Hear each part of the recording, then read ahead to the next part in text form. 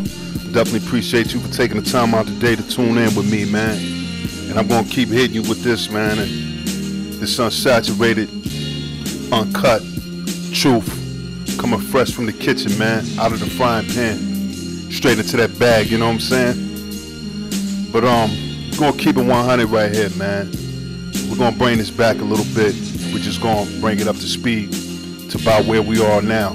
You know, as far as hip hop concerned, as far as the streets, as far as what's real and what's not real. This character I got up on the screen, man. Ricky Walters, Ricky Ross, Officer Ricky. Just a straight up fraud, all up and down, man. And what I'm gonna do in this video, man, I'm gonna give you my opinion. And I'm gonna give you my observation and my interpretation of how this fool, this fucking fraud,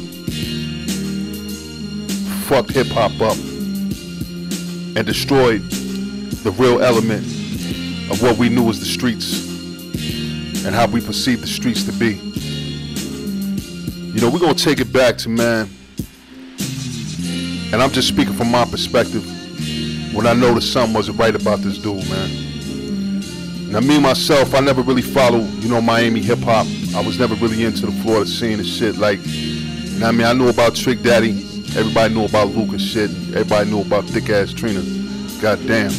But as far as that, man, you know, I never really got off into that element of hip hop that was thriving from Miami, man.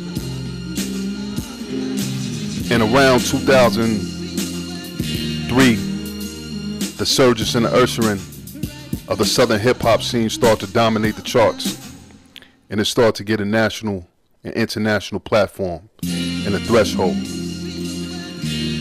They finally got the recognition that they wanted, because the South definitely wanted that recognition.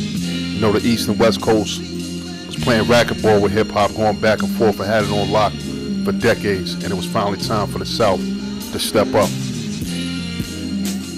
And with the South, man, the surgence of MCs, of these rap acts, a lot of characters,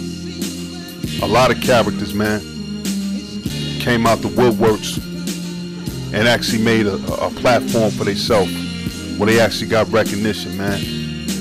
And the first time I really ran across this fucking fraud, Officer Ricky, man, was, I want to say 2004. He had a song out called Every Day I'm Hustling, man. Dude had bars, you know what I'm saying? I'm like, yeah, I'm kind of feeling that shit, because at that time, what was going on the radio was basically just a bunch of, you know, party and strip club music, man. That was basically the vibe. But, you know, this dude appeared to come off with a street edge, you know what I'm saying? And I was definitely feeling that, man. But, you know, one line he had in that song, Every Day I'm Hustling, really made me look at him as if he was a funny character. When he said that he knew the real Noriega owed him 100 favors or something to that. And it kind of just was like, wow, man, you know what I mean? I know some rappers say some off the wall shit, but like, you know what I mean? This dude is like really talking like he was that deal. You know what I'm saying? Like, he was that deal for real. So it was like, man, you know, I don't know about this dude, man. You know what I'm saying? And throughout the course of the Southern reign and hip hop, other music coming out, you know, acts like T.I., Jeezy. You know, you just had a lot of other great artists coming out, man, that was definitely keeping that street edge up, that I was definitely rocking to. And every now and then, you know, I was hearing Rick Ross, but I was never really a fan of dude, man. Actually, when I heard that line, you know what I'm saying, it kind of just made me just look at him in a whole nother way. And I couldn't put my finger on it. I was just like, man, dude sound real suspect to me, man. You know what I mean?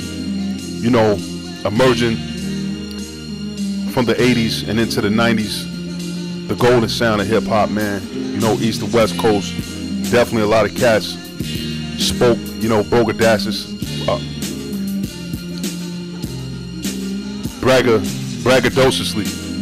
pardon me, and they spoke a lot of gangster tough talk, but it was still things that was sort of on the lines of reality, man. They was painting pictures, man. But with this dude, it was just to the point where it was like he was putting himself out like he was damn near Pablo Escobar's right-hand man type shit. And it made me look at him real funny. And like I said, you know, during that time when the Southern, well, they still doing it now, but you know, when the Southern hip hop really had its prominent in its reign, man, you know, I didn't really rock with dude like that, man. So it really wasn't a surprise to me when Trick Daddy came out and exposed this weak ass nigga and exposed his shady background as a correctional officer. And I wasn't surprised, but at the same time it was like, damn, I knew something wasn't right about son, man. I knew something wasn't right about this dude. So in my mind, and in the life that I lead at that time, in the element that I was into, I felt others around me was gonna look at that as this dude is a fraud, toss his music out, and keep it moving. That's the response that I believed individuals was gonna have into regards with this asshole. You know what I'm saying? But the response that I seen the world give him was basically a shrug of the shoulders and who gives a fuck, you make hot music. And that just had me like, man, wow, man. Like, wow, man, like, how the fuck this nigga get a pass for some shit that he never did? You know what I'm saying? This nigga never even fucking sold a piece of work, man. Not even a $10 piece of work. You know what I'm saying? And he just was given a pass and catapulted to one of the realest MCs in the game. And everybody was going in on 50, you know, talking about like, oh man, 50's just jealous of the dude, yada, yada, yada. But to play devil advocate, I felt where 50 was coming from, because 50 was being labeled that he was a rat and he was a snitch. And when people failed to realize, 50 never put nobody in jail. The same thing 50 was doing as far as the ghetto Quran and name dropping in his name. Tupac Shakur done it. Yes, the late great Tupac Shakur. Nas done it. A lot of rappers done it. You know what I'm saying? 50 was just paying homage. But throughout 50's successful career, he always had to live with that title. Are you a rat? You a snitch? 50 Cent stand for 5-0. So with this guy being exposed as a correctional officer, and people are just giving it a pass and just overlooking it and like, man, yo, fuck it, dude's still real. I understand where 50 was coming from, because it's like, damn, like, that's a game changer right there, man. That's a game changer. You know what I'm saying? Like, here I am, my whole life I've been authentic and I've been real and I've been genuine about who I am. I accepted and admitted my L's and my wins. I admitted my fuck ups and all the good I do. And now I'm being pushed in the back for being real. People are not even appreciating the fact that I'm authentic. They rather celebrate and uphold a fucking fraud. A motherfucker that never lived that. And it's like, wow, man, like, that's fucked up. You know what I'm saying? That's fucked up. And you had so many assholes in the rap game that was co-signing this dude, man. Knowing his background, was still co-signing this dude, man. And that's crazy, because with the acceptance of this fraud in the hip-hop, which is the language of the streets, let's not fool ourselves. that opened up the flood wave for a lot of these other weird, fake ass, fraudulent, weak ass motherfuckers to get a platform. Because motherfuckers allowed this fraudulent motherfucker in. You know what I'm saying? And not to just go in on this man and as far as the money he makes, because I don't hate on the man and I never hate on the money that they make. You know what I mean? I give shout outs and I give props to when props do. But I feel as a man, when you was exposed that you was a correctional officer, my G, you should have kept it a buck. Fuck all the, oh yeah, you know, I became a CO, man, because, you know, I was moving it back. Like, get the fuck out of here, nigga. Don't nobody believe that shit. I was locked up, my nigga. You know what I'm saying?